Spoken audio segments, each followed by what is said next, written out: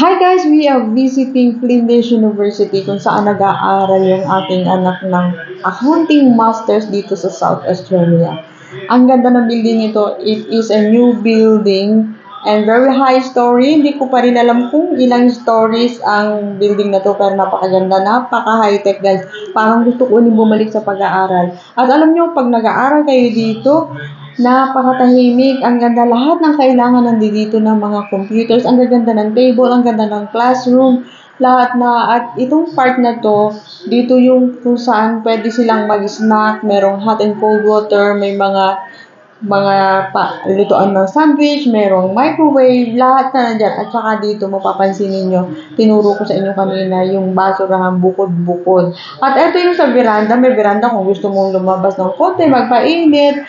Ayan, ang ganda ng kanilang pintuan, kasi umiikot guys, talaga naman, ang ganda-ganda. At ito, matatanaw mo dito yung paligid sa city.